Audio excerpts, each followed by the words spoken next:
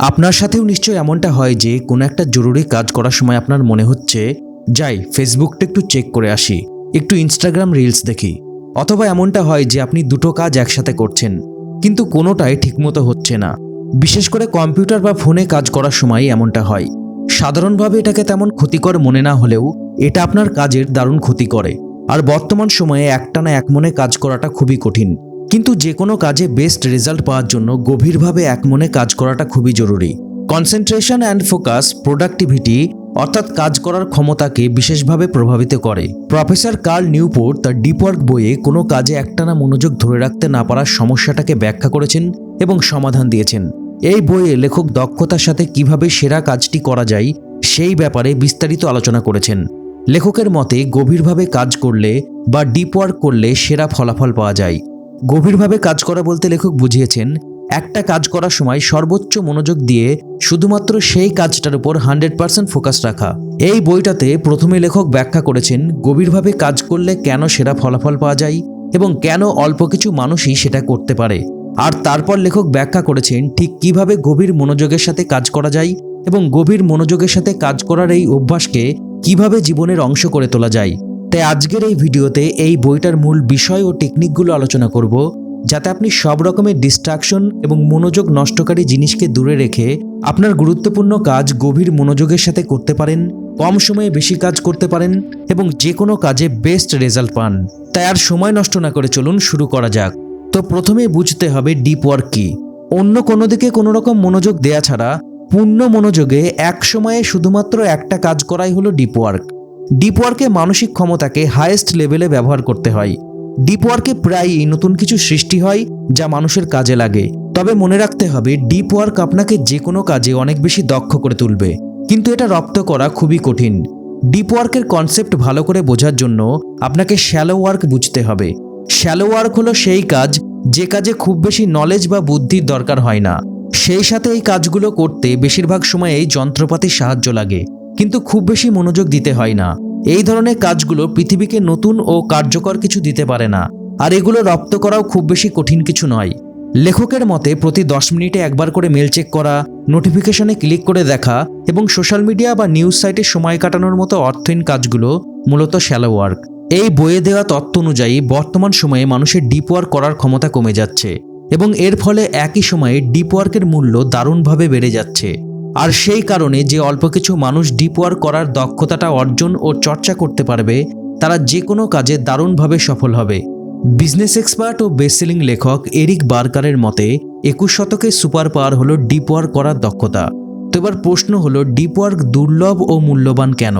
প্রথমত, shallow work বেশ সহজ। সেই সাথে আপাত দৃষ্টিতে বেশিরভাগ প্রতিষ্ঠান বা অফিসে শ্যালো ওয়ার্কে উৎসাহিত করা হয়, যেমন সবসময় কর্মচারীদের উপর নজরদারি করা, দ্রুত কাজ শেষ করার জন্য প্রেসার দেওয়া, বা ওপেন অফিস প্ল্যান অর্থাৎ আলাদা আলাদা রুমের বদলে একটা বড় স্পেস নিয়ে খোলা জায়গায় ডেস্ক বসানো এবং সবাইকে একসাথে কাজ করতে দেওয়া, যাতে কর্মচারীরা সর্বক্ষণের নজরদারিতে থাকে। কিন্তু এসব পদ্ধতিতে যেসব অফিস চলে সেই অফিসের কর্মচারীরা ভালোভাবে কাজ করার বদলে যেভাবেই হোক কাজ শেষ করে দিতে চেষ্টা করে, সেই সাথে সবসময় নিজেকে ব্যস্ত দেখাতে চায়। কর্মচারীরা কাজের জন্য কাজ না করে দেখানোর জন্য কাজ করে থাকে, আর বর্তমানে প্রতিষ্ঠানগুলো এমন পদ্ধতিতেই বেশি চলে। লেখক নিউপোর্টের মতে আজকালকার অফিসের বেশিরভাগ কর্মচারী ব্যস্ততা দেখাতে চায়। অন্য কথায় তারা সত্যিকার কাজের ফলাফলের বদলে ব্যস্ততা দেখানোকে বেছে নেয়, যাতে করে অফিসের বস বুঝতে পারে যে সে অনেক কাজ করছে।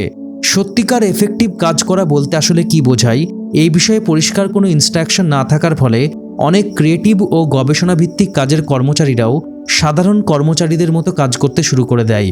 অর্থাৎ তারা শুধুমাত্র দেখানোর জন্য অনেক বেশি কাজ করে এবং অফিসের সিনিয়ররা বুঝতে পারেন না যে তাদের কর্মচারীরা যতটা ব্যস্ততা বা কাজ দেখাচ্ছেন ততটা কাজ আসলে হচ্ছে না। আর এই কারণে এই সহজ পদ্ধতিতে কাজ করা থেকে মুক্তি পাওয়ার কৌশলটা দিনে দিনে কর্মচারীদের মধ্যে জনপ্রিয় হয়ে উঠছে। আর সেই সাথে সত্যিকার গভীর মনোযোগের সাথে কাজ করার মানুষ দুর্লভ হয়ে পড়ছে। অল্প কথায় বলতে গেলে গভীর মনোযোগের সাথে কাজ করলে যে কোনো কাজে কোনো নির্দিষ্ট সময়ের মধ্যে হাইয়েস্ট রেজাল্ট আনা যায় এবং এর পেছনের কারণটা খুবই সহজ। ডিপ ওয়ার্কের ক্ষেত্রে একটা নির্দিষ্ট সময় ধরে শুধুমাত্র একটা কাজ কোনো রকমের ব্যাঘাত ছাড়া গভীর মনোযোগের সাথে করা হয়। এভাবে কাজ করলে 4টি বিষয় আপনার কাজের সর্বোচ্চ ফলাফল এনে দিতে সহায়তা করবে। তো প্রথম বিষয়টা হলো একটা সময়ে শুধুমাত্র একটা কাজ করা। অনেক বৈজ্ঞানিক গবেষণাতেই এটা প্রমাণিত হয়েছে যে একই সময়ে অনেক কাজ করা বা মাল্টিটাস্কিং কাজের মান কমিয়ে দেয়। অন্যদিকে একটা সময় শুধুমাত্র একটা কাজে মনোযোগ দিলে কাজের মান অনেক বেশি ভালো হয়। দ্বিতীয় বিষয়টা হলো কোনো রকম ব্যাঘাত ছাড়া কাজ করা। এটা খুবই স্বাভাবিক ব্যাপার। একটা কাজ করার সময় যদি মাঝখানে কোনো রকমের ব্যাঘাত, যেমন ফোন আসা, নোটিফিকেশনে ক্লিক করা বা কারোর সাথে গল্প করা, এসব না ঘটে তাহলে অবশ্যই অনেক ভালো করে কাজ করা যাবে। 3 নম্বর বিষয়টা হলো গভীর মনোযোগ। আপনি যদি আপনার সমস্ত মনোযোগ একটা নির্দিষ্ট কাজের উপর রাখতে পারেন তবে আপনি অনেক কম সময়ে অনেক বেশি কাজ করতে পারবেন। আপনার মনোযোগ যত গভীর হবে আপনার কাজের ফলাফল ততই ভালো হবে। 4 নম্বর বিষয়টা হলো একটা নির্দিষ্ট লম্বা সময় ধরে কাজ করা। একটা নির্দিষ্ট ও লম্বা সময় ধরে কাজ করার বেশ কিছু সুফল রয়েছে। এই বিষয়টা একটু ভালো করে বুঝতে হবে। লেখক নিউপোর্ট তার বইয়ে বলেছেন, আপনি যখন কাজ এ থেকে কাজ বিতে যাবেন আপনার মনোযোগ সাথে সাথে স্থানান্তর হবে না। আপনার মন চিন্তার কিছু অবশিষ্ট অংশ আগের কাজটি অর্থাৎ কাজ এ নিয়ে তখনও ভাবতে থাকবে।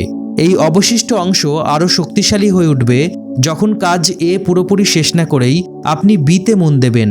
তবে আপনি যদি নতুন কাজ শুরু করার আগে আগের কাজটি শেষ করেন তবুও কিছু সময়ের জন্য আপনার মনোযোগ আগের কাজটিতে পড়ে থাকবে। আর এই ডিভাইডেড অ্যাটেনশন বা বিভক্ত মনোযোগ নিয়ে কাজ করার অভ্যাসটা আপনার পারফরমেন্স নষ্ট করবে। আপনার মনে হতে পারে যে কাজের সময় মাঝে মাঝে 2-5 মিনিটের জন্য ফোনে মেসেজ চেক করা বা সোশ্যাল মিডিয়ায় স্ক্রোল করা তেমন ক্ষতিকর কিছু নয়, কিন্তু গবেষণায় দেখা গেছে কাজ নষ্ট করার জন্য এটা অনেক বড় অবদান রাখে। এই 2-1 মিনিট অমনোযোগী হওয়াটাও আপনার কাজের কনসিস্টেন্সি বা ধারাবাহিকতা নষ্ট করে। এই কুইক চেক আপনার মনোযোগকে একটা নতুন টার্গেট ঠিক করে দেয়। আরও খারাপ বিষয় হলো আপনি যখন অল্প একটু সময়ের জন্য কোনো মেসেজ চেক করেন প্রায়ই দেখা যায় সেগুলো রিপ্লাই দেওয়ার মতো সময় আপনার হাতে থাকে না। এর ফলে কাজটা শুরু করে অসমাপ্ত রেখেই আরেকটা কাজে মনোযোগ দিতে হয়। এতে করে আপনার মেন কাজটাতেও পূর্ণ মনোযোগ দেওয়া হয় না, কারণ মনের ব্যাকগ্রাউন্ডে মেসেজের বিষয়টা নিয়ে চিন্তা চলতে থাকে। আপনি নিজে হয়তো সেটা টের পান না, কিন্তু এটা আপনাকে কাজে মন বসাতে বাধা দেয়। অনেক সময় হয়তো খেয়াল করেছেন কোনো কাজে মন দিতে চেয়েও মন দিতে পারছেন না, আবার বুঝতেও পারছেন না যে কী কারণে আপনার এমনটা হচ্ছে। এর কারণ হলো আপনার মনের ব্যাকগ্রাউন্ডে, মানে আপনার সাবকনসিয়াস বা অবচেতন মনে কোনো একটা চিন্তা চলছে, যে চিন্তাটা আসলে কাজের মাঝে অন্যদিকে মনোযোগ দেওয়ার ফলে সৃষ্টি হয়েছে। কোনো কাজের মধ্যে থাকা অবস্থায় যখন আপনি বারবার অল্প সময়ের জন্য অন্যদিকে মনোযোগ দেন তখন একটু একটু করে মূল কাজের প্রোডাক্টিভিটি কমতে থাকে। আর এই আগের কাজের অবশিষ্টের ফাঁদে পড়া এড়াতে একটা নির্দিষ্ট সময় ধরে ডিপ ওয়ার্ক বা গভীরভাবে কাজ করার কোনো বিকল্প নেই। যদি আধা ঘন্টার জন্য ডিপ ওয়ার্ক করতে চান তবে সেই আধা ঘন্টায় আগুন, ভূমিকম্প এরকম কোনো দুর্যোগ সৃষ্টি না হলে কাজ থেকে কোনোভাবেই মনোযোগ সরানো যাবে না। নিউপোর্ট তার বইয়ে এই বিষয়ে একটা গবেষণার উল্লেখ করেছেন। এই গবেষণায় অংশগ্রহণকারীরা একটা ওয়ার্ড পাজল সেট মেলানো দিয়ে তাদের কাজ শুরু করেছিল। এরপর একটা ধাপে তাদের পাজল মেলানো শেষ হওয়ার আগেই তাদের অন্য আর একটা কাজ করতে বলা হয়, যা ছিল বেশ কিছু সিভি বা বায়োডাটা দেখে একটা অফিসের জন্য কর্মচারী নির্বাচন করা। গবেষণার অন্য আর একটা ধাপে অংশগ্রহণকারীদের বলা হয়েছিল প্রথমে পাজল মেলানো শেষ করে তারপর যেন তারা কর্মচারী নির্বাচনের কাজটা করে। দুই কাজের মাঝে তাদের আগের কাজের চিন্তা কতটা প্রভাব রাখছে সেটা বুঝতে গবেষকরা পাজল ও কর্মচারী নির্বাচনের মাঝে আরও একটা ডিসিশন মেকিং টাইপের গেম রেখেছিলেন। গবেষণার শেষে রিপোর্টে বলা হয়েছিল যেসব ক্ষেত্রে একজন মানুষ আগের কাজটা অসমাপ্ত রেখে আর একটা কাজে নামে অথবা আগের কাজের চিন্তা মাথায় নিয়ে নতুন কাজে নামে সেসব ক্ষেত্রে পরের কাজটাতে তার পারফরমেন্স ও কাজের ফলাফল খুবই বাজে হয়। তাই আপনি যদি কোনো কাজে আপনার পূর্ণ দক্ষতা ব্যবহার করে সেরা রেজাল্ট পেতে চান তবে একটা নির্দিষ্ট সময় ধরে সেই একটা মাত্র কাজ কোনো রকম ব্যাঘাত ছাড়া পূর্ণ মনোযোগের সাথে করুন, অর্থাৎ ডিপ ওয়ার্ক করুন। বইয়ের এক জায়গায় লেখক বলেছেন ডিপ ওয়ার্কের অভ্যাসটা ভালোভাবে রপ্ত করে সেরা কাজটা বের করে আনার জন্য ট্রেনিং বা প্রশিক্ষণের প্রয়োজন।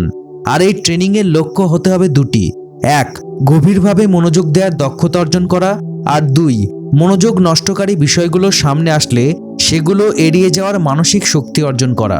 বইয়ে লেখক একাধিকবার বলেছেন গভীর মনোযোগের সাথে কাজ করার দক্ষতা অর্জন করতে হলে সেটা দীর্ঘ সময় ধরে যত্নের সাথে প্র্যাকটিস করতে হবে। নতুন কেউ যদি ডিপ ওয়ার্ক প্র্যাকটিস করা শুরু করে তবে তার সেই কাজের গভীরতা প্রথমেই খুব বেশি হবে না। এটা রপ্ত হতে বেশ কিছুটা সময় প্রয়োজন। অর্থাৎ ডিপ ওয়ার্কের দক্ষতা অর্জন করতে হলে রেগুলার ও লং প্র্যাকটিসের প্রয়োজন। আপনি যদি এখন থেকে ডিপ ওয়ার্ক প্র্যাকটিস করা শুরু করেন, তবে এখনই দীর্ঘ সময় ধরে মনোযোগ ধরে রাখার আশা করবেন না। প্রথম দিকে হয়তো প্রতিদিন 1-2 ঘন্টা ডিপ ওয়ার্ক করতে পারবেন, কিন্তু যদি এটা চালিয়ে যান তবে ধীরে ধীরে একটা সময় আপনি এই দক্ষতা কাজে লাগিয়ে এত কাজ করতে পারবেন যা আপনি এখন ভাবতেও পারছেন না। শুধু ধৈর্য না হারিয়ে হতাশ না হয়ে আপনাকে কাজটা চালিয়ে যেতে হবে। ডিপ ওয়ার্ক এক সময়ে নিজেই আপনার অভ্যাসে পরিণত হবে। নিউপোর্টের মতে ডিপ ওয়ার্কের মূল দুটি ভিত্তি হচ্ছে খুবই গভীরভাবে একটা বিষয়ে মনোযোগ দেওয়ার ক্ষমতা ও মনোযোগ নষ্টকারী ব্যাঘাতগুলোকে এড়িয়ে যাওয়ার মানসিক দৃঢ়তা। এই দুটো দক্ষতা মিলেই বলতে গেলে ডিপ ওয়ার্ক করার দক্ষতা তৈরি। তো এবার বুঝতে হবে কিভাবে ডিপ ওয়ার্ক রপ্ত করা যায় ও কাজে লাগানো যায়। ডিপ ওয়ার্ক কতটা মূল্যবান এবং কিভাবে কাজ করে এগুলো জানা এবং জেনে মোটিভেটেড হওয়াটা খুব সহজ একটা কাজ, কিন্তু কঠিন কাজটা হচ্ছে বাস্তবে এটা করে দেখানো। কারণ আমাদের স্বভাবই হচ্ছে কাজের সময় বিভিন্ন দিকে মনোযোগ দেয়া। মাল্টিটাস্কিং বা একই সময় বিভিন্ন রকমের কাজ করা আমাদের চুম্বকের মতো আকর্ষণ করে। লেখক ডিপ ওয়ার্কের দক্ষতা অর্জনের ক্ষেত্রে 4টি নিয়মের কথা বলেছেন। প্রথম নিয়মটা হলো গভীরভাবে কাজ করতে হবে। দ্বিতীয় নিয়মটা হলো একঘেয়েমিকে আপন করে নিতে হবে। 3 নম্বর নিয়মটা হলো সোশ্যাল মিডিয়া বন্ধ করতে হবে এবং 4 নম্বর নিয়মটা হলো শ্যালো ওয়ার্ককে না বলতে হবে। তো এবার এই 4টি নিয়ম সম্পর্কে বিস্তারিত জেনে নেওয়া যাক। তো প্রথম নিয়ম, গভীরভাবে কাজ করতে হবে। গভীরভাবে কাজ করাটা বেশ কষ্টকর হওয়ায় আমরা সাধারণত এভাবে কাজ করতে চাই না। তাছাড়া বর্তমান সময়ে কাজের পরিবেশ আর প্রতিনিয়ত চারপাশ থেকে আসা বিভিন্ন ব্যাঘাতের কারণে গভীরভাবে কাজ করাটা আজকাল খুবই কঠিন হয়ে পড়ছে এবং শ্যালো ওয়ার্কের প্রতি আমাদের ঝোঁক দিনের পর দিন বেড়েই চলেছে। গভীর মনোযোগের সাথে কাজ করাকে যদি নিজের অভ্যাসে পরিণত করতে হয়, তবে তার জন্য আমাদের বিশেষ প্রক্রিয়া ও রুটিন তৈরি করে নিতে হবে, যাতে করে আপনা আপনি এই অভ্যাসটা প্র্যাকটিস করা যায়। এটা কিভাবে করবেন সেটা নিয়ে একটু পরে আলোচনা করব। নেক্সট, দ্বিতীয় নিয়ম, একঘেয়েমিকে আপন করে নিতে হবে। আগেই বলা হয়েছে গভীর মনোযোগ এমন একটা দক্ষতা যেটা অর্জন করতে ট্রেনিংয়ের প্রয়োজন। সেরা অ্যাথলিট বা খেলোয়াড়রা যেমন তাদের প্র্যাকটিস সেশনের বাইরেও নিজের শরীরের যত্ন নেন, আপনাকেও আপনার ডিপ ওয়ার্ক সেশনের বাইরেও গভীর মনোযোগ দিয়ে কাজ করা প্র্যাকটিস করে যেতে হবে। যদি আপনি দৈনন্দিন জীবনে সব বিষয় একটু একঘেয়ে লাগলেই অন্যদিকে মনোযোগ দেন, যেমন কাজ করতে করতে বোরিং বা একঘেয়ে লাগলে একটু ফেসবুক চেক করা, সিনেমা বা ওয়েব সিরিজ দেখা বা খেলার স্কোর চেক করা এসব করেন, তাহলে ডিপ ওয়ার্কের জন্য প্রয়োজনীয় মনোযোগ দেওয়ার দক্ষতা অর্জন করা আপনার জন্য কঠিন হয়ে যাবে। তার চেয়েও ভয়ের বিষয়টা হলো এভাবে চলতে থাকলে আপনি আপনার মস্তিষ্ককে ঠিক উল্টো পথে ট্রেন্ড করে ফেলবেন। অর্থাৎ মন একটু একঘেয়েমি বোধ করলেই আপনি কাজ ছেড়ে অন্যদিকে মনোযোগ দেবেন। এরপর আপনি ডিপ ওয়ার্কের সময়েও কাজে পুরো মনোযোগ দিতে চাইলে আপনার মনোযোগ অন্যদিকে চলে যাবে, কারণ অন্যান্য সময়ে এটা করতে করতে আপনার মস্তিষ্ক এতেই অভ্যস্ত হয়ে যাবে। তো এক্ষেত্রে যদি সমাধানের কথা জিজ্ঞাসা করেন, তাহলে সমাধান একটাই, একঘেয়েমিকে আপন করে নিন। সুযোগ পেলে সোশ্যাল মিডিয়া বা স্মার্টফোন চেক করা থেকে বিরত থাকুন। কোনো কাজের মাঝে 5-10 মিনিটের ব্রেক পেলেও এই কাজগুলো করবেন না। এইসব মনোযোগ নষ্টকারী বিষয়ের আকর্ষণ থেকে দূরে থাকতে ব্রেনকে ট্রেন করুন। ধীরে ধীরে দেখবেন কাজের মাঝে এটা আর আপনার মনোযোগকে নষ্ট করছে না।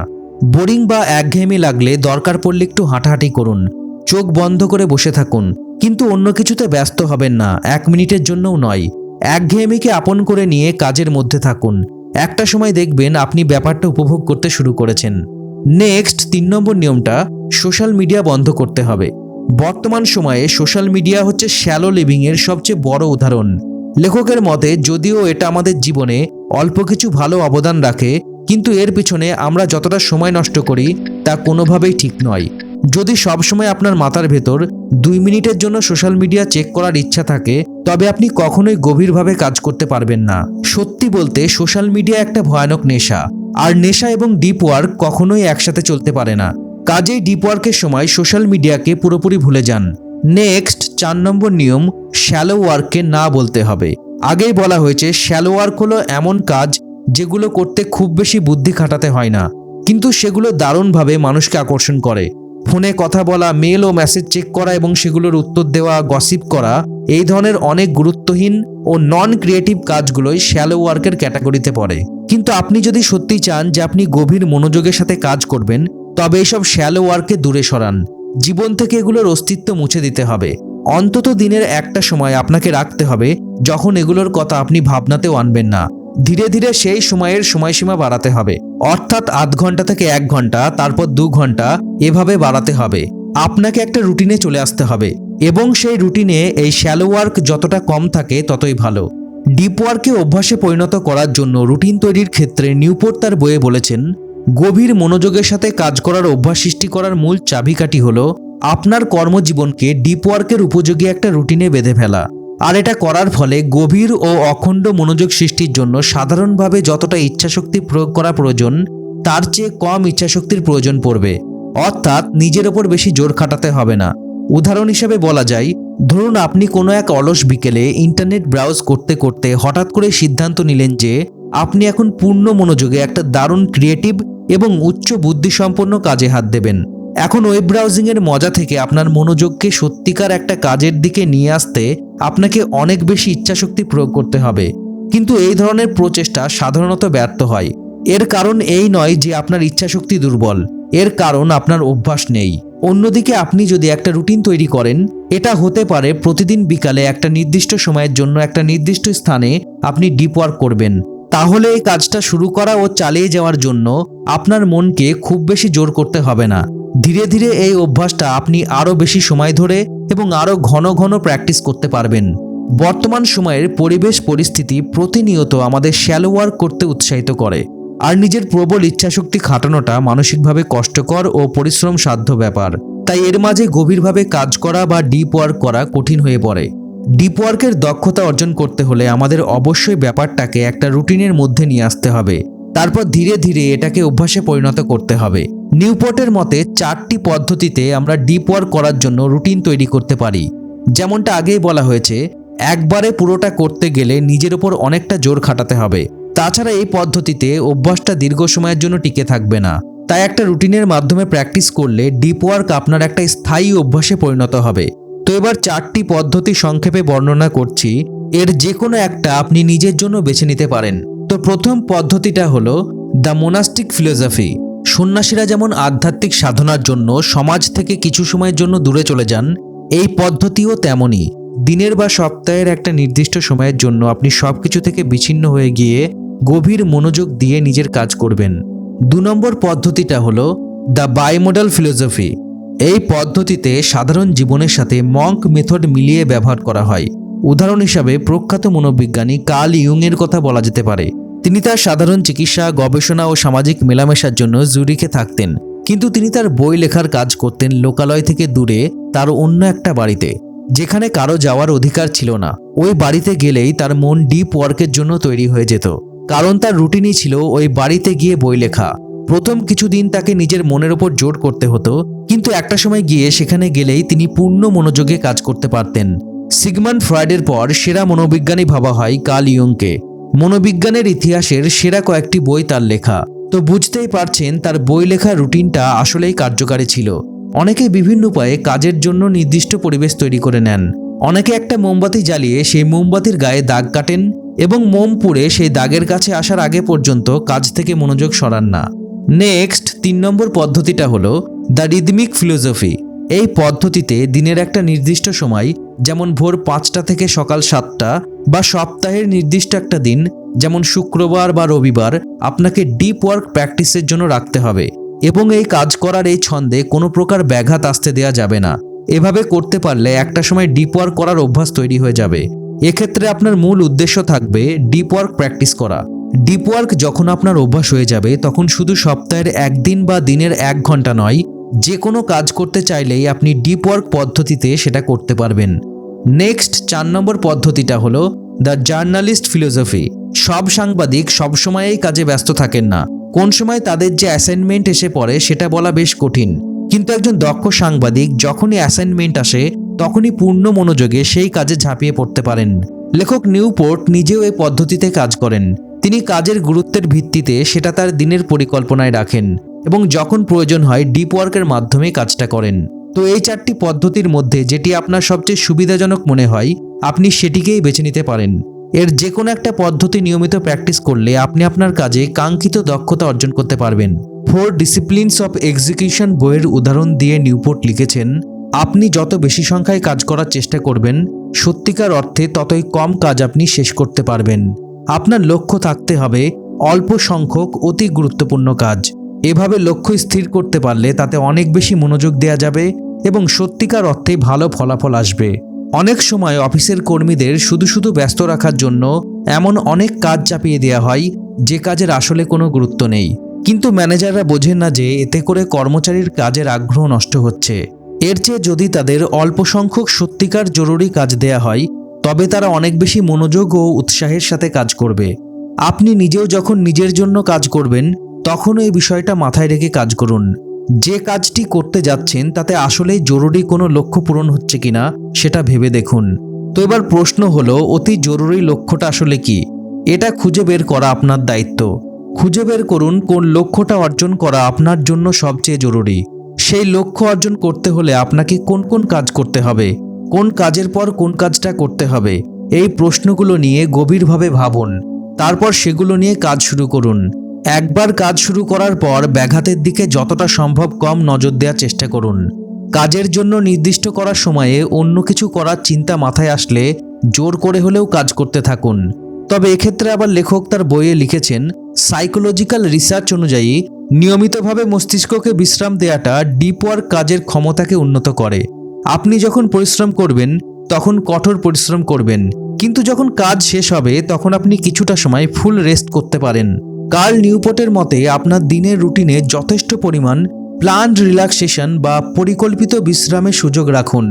এই পরিকল্পিত বিশ্রাম ডিপ ওয়ার্কের জন্য জরুরি। পরিকল্পিত বিশ্রাম ডিপ ওয়ার্কের জন্য কেন জরুরি সেটার ক্ষেত্রে লেখক 3টি যুক্তি দেখিয়েছেন। প্রথম যুক্তিটা হলো, বিশ্রাম গভীরভাবে কাজ করার জন্য প্রয়োজনীয় শক্তি ফিরে পেতে সহায়তা করে। ডিপ ওয়ার্কের সময় যে ধরনের মনোযোগ দেয়া হয় তার একটা সীমা আছে। সেই মনোযোগ দেওয়ার শক্তি ফিরে পেতে মাঝে মাঝে শরীর ও মনকে বিশ্রাম দিতে হবে। 2 নম্বর যুক্তিটা হলো, বিশ্রামের সময় বিশ্রাম বাদ দিয়ে আমরা যা করি তা আসলে তেমন জরুরি কিছু নয়। সাধারণভাবে একজন মানুষের ডিপ ওয়ার্ক করার ক্ষমতা দিনে 2-4 ঘন্টার বেশি হয় না। সেই সময়টা শেষ হওয়ার পর আপনি যে কাজ করেন সেটা খুব একটা ভালো ফলাফল দিতে পারে না, কাজেই সেটা তেমন একটা গুরুত্ব বহন করে না। 3 নম্বর যুক্তিটা হলো, বিশ্রামের সময়টাতে সাবকনসিয়াস মাইন্ড বা অবচেতন মন বেশি ভালো কাজ করে। সাইকোলজিক্যাল রিসার্চে দেখা গেছে কিছু কিছু জটিল সিদ্ধান্ত আমাদের সাবকনসিয়াস মাইন্ড কনসিয়াস মাইন্ডের চেয়ে ভালোভাবে নিতে পারে। বিশ্রাম ও কর্মহীন সময় চলাকালে আমাদের সাবকনসিয়াস মাইন্ড বেশি তৎপর হয়ে ওঠে। এর ফলে অনেক সময় অনেক জটিল সমস্যার সমাধান ও কঠিন বিষয়ের সিদ্ধান্ত চটজলদি সামনে চলে আসে। বডি বিল্ডাররা প্রচুর এক্সারসাইজ করেন, কিন্তু এক্সারসাইজ করার সময় তাদের শরীরের পরিবর্তন হয় না, তাদের পেশির উন্নতি হয় বিশ্রামের সময়। বুদ্ধির কাজের ক্ষেত্রেও ব্যাপারটা অনেকটা তেমনই। আপনি হয়তো সক্রিয়ভাবে কোনো একটা সমস্যার সমাধান নিয়ে ঘন্টার পর ঘন্টা ভাবলেন, কিন্তু সমাধান মাথায় আসলো না। তারপর একটা ঘুম দিয়ে ওঠার পর দেখলেন সমস্যার সমাধানটা মাথায় চলে এসেছে। একটা ব্যাপার মনে রাখবেন, অলস সময় বা বিশ্রাম বলতে এখানে লেখক শ্যালো কাজে ফিরে যাওয়াকে বোঝাননি। এই সময়টা সোশ্যাল মিডিয়ায় মনোযোগ না দিয়ে অল্প করে একটু ঘুমিয়ে নিতে পারেন, একটু হাঁটাহাঁটি করতে পারেন। ফোন কল বা ভিডিও কলে নয়, বাস্তব জীবনে অর্থাৎ সামনাসামনি কোনো বন্ধু বা আপনজনদের সাথে গল্প করতে পারেন, নিজের সন্তানদের সাথে সময় কাটাতে পারেন, বা চোখ বুজে প্রিয় গান শুনতে পারেন, বা একটু শরীর চর্চা করতে পারেন। এগুলো করলে সব দিক দিয়ে আপনার ভালো হবে। বিশ্রামের সময় এগুলো করার জন্য কার্ল নিউপোর্ট তার বইয়ে একটা উপায়ের কথা বলেছেন, যার নাম তিনি দিয়েছেন শাটডাউন রিচুয়াল, মানে সবকিছু বন্ধ করে দেওয়ার অভ্যাস। আপনার দিনের কাজ শেষ হয়ে গেলে মাথা থেকে সব কাজের চিন্তা দূর করে দিন। রাতে ডিনারের পর কোনো ইমেল চেক করতে যাবেন না, সারাদিনে কার সাথে কি কথা হলো সেগুলো নিয়ে চিন্তা করবেন না, এবং আগামীকালের কাজগুলো নিয়েও পরিকল্পনা করবেন না। তার মানে এই নয় যে এগুলো একদমই করবেন না, এগুলো করার জন্য আলাদা সময় রাখুন। আপনার যাবতীয় কাজগুলো শাটডাউন রিচুয়াল শুরু হওয়ার আগেই সেরে ফেলুন, তারপর কাজ নিয়ে চিন্তা করাই বন্ধ করে দিন। লেখক নিউপোর্ট তার দিনের কাজ সন্ধ্যা 5:30টার মধ্যে শেষ করে ফেলেন, এবং বলতে গেলে তিনি সাপ্তাহিক ছুটির দিনে কোনো কাজই করেন না।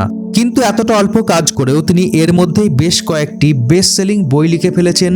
প্রতি বছর তিনি একাধিক সায়েন্টিফিক রিসার্চ পেপারস প্রকাশ করেন, সেই সাথে আরও অনেক কিছুই করেন। বহু মানুষ তার চেয়ে দ্বিগুণ পরিশ্রম করেও এতটা সাফল্য পাননি। আসলে ব্যাপারটা হচ্ছে কাজের সফলতা কতটা বেশি সময় ধরে কাজ করা হলো সেটার উপর নির্ভর করে না, নির্ভর করে আপনি কতক্ষণ কাজ করছেন সেই সময়ের পূর্ণ সদ্ব্যবহারের উপর। একটা কথা হয়তো আপনি অনেকবার শুনেছেন, হার্ড ওয়ার্কের চেয়ে স্মার্ট ওয়ার্কের মাধ্যমে বেশি সফলতা পাওয়া যায়। তাহলে এ প্রসঙ্গে এটাও জেনে রাখুন, রুজভেল্ট পদ্ধতিতে কম সময়ে বেশি কাজ করা সম্ভব। নিউপোর্ট তার বইয়ে লিখেছেন, রুজভেল্ট পদ্ধতিতে কাজ করতে হলে আপনাকে মাঝে মধ্যে রুজভেল্টের মতো প্রবলভাবে কাজে ঝাঁপিয়ে পড়তে হবে। নির্দিষ্ট করে বললে, আপনার দিনের কাজের মধ্যে এমন একটা কাজ খুঁজে বের করুন যার জন্য আপনার গভীর মনোযোগের সাথে কাজ করার প্রয়োজন পড়বে এবং যেটা করা আপনার জন্য খুবই জরুরি। তো এবার ভেবে বের করুন সেটা করতে সাধারণভাবে আপনার কতটা সময় প্রয়োজন। এরপর সেই সময়ের থেকে অনেকটা কমিয়ে একটা কঠোর ডেডলাইন ঠিক করুন। আপনার ফোনে, কম্পিউটারে বা ঘড়িতে একটা টাইমার সেট করুন এবং টাইমারটা এমন জায়গায় রাখুন যেন কাজের সময় সেটা কখনোই চোখের আড়াল না হয়।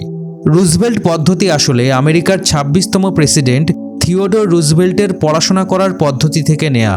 এটা কর্মক্ষেত্রে ডিপ ওয়ার্কের সাথে সংমিশ্রণ ঘটানোর একটা সহজ পদ্ধতি। এই পদ্ধতি মেনে কাজ করলে আপনার অন্যদিকে মনোযোগ দেওয়ার কোনো সুযোগই থাকবে না, কারণ এক্ষেত্রে কাজের ডেডলাইনগুলো বেশ ছোট হবে আর এই কারণে আপনার মনোযোগও থাকবে অনেক বেশি। এভাবে কাজ করতে থাকলে অন্য কিছুর প্রতি মনোযোগ দেওয়ার অভ্যাস ধীরে ধীরে চলে যাবে এবং আপনি একটা সময় যে কোনো কাজে দারুণ মনোযোগ দেওয়ার দক্ষতা অর্জন করবেন। বইয়ের শেষ দিকে লেখক বলেছেন, সত্যি বলতে ডিপ ওয়ার্ক সবার জন্য নয়, কারণ এটা অর্জন করতে কঠোর পরিশ্রম লাগে ও অভ্যাসের অনেক পরিবর্তন করতে হয়।